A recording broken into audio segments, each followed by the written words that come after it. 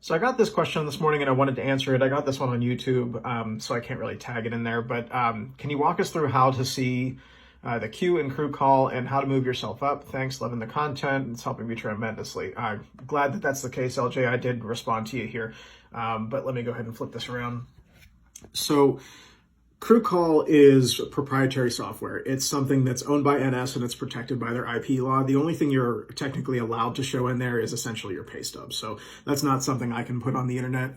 If you can't hook up with somebody at your terminal that can kind of walk you through and show you how to do that, the best suggestion that I can give you is going to be to use the information your train master gave you as an advantage. So for example, when you get to your home terminal, I'm not sure if you're there already or what the situation is, but once you're there longer and you do practice with it and you play around in Crewcall when you're waiting on trains to come, you'll kind of get it. But for now, the biggest thing is to try to get on as many of those assignments that your train master gave you as possible. So short turns, yard jobs, your road trips between your home terminal and wherever that road job may be. They probably gave you a list. So I'd like to see you get on the 21G, 17N, whatever the job codes are with that. That's going to be helpful when you call dispatch. Right now, the easiest way and the most important thing is that you move yourself up after you complete your 10 hours of rest. The easiest way to do that is to call Crewcall, give them your employee ID number, and ask to be placed on the next train out. Now, if you're going through and you start going, okay, well, I haven't seen, the 35G yet. Can I get put onto that? You give them that code and say, dispatch, I'd like to get on the next 35G if there's an availability for a trainee. They'll put you in that and they'll say, yes, we've got you covered. And they'll call you as soon as that train is ready to go out.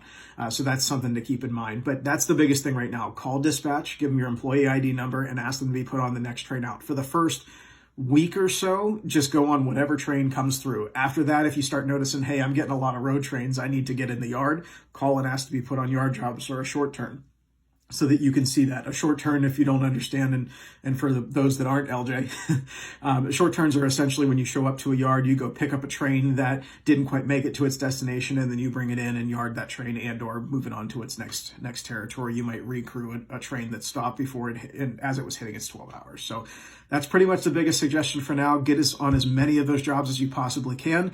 And most importantly as well, between your first 2 weeks and your week 5, make sure you keep studying. Those comprehensive questions are the same on your week 5 exams. There's just more of them. The signals, same thing. Comprehensive, there's just more of them. And then they'll add hazmat, which you need a 75%, and it's open book, so you'll have a little bit of help there. If you have any other questions, put them down below, and I'll get to them as soon as I can. Take care.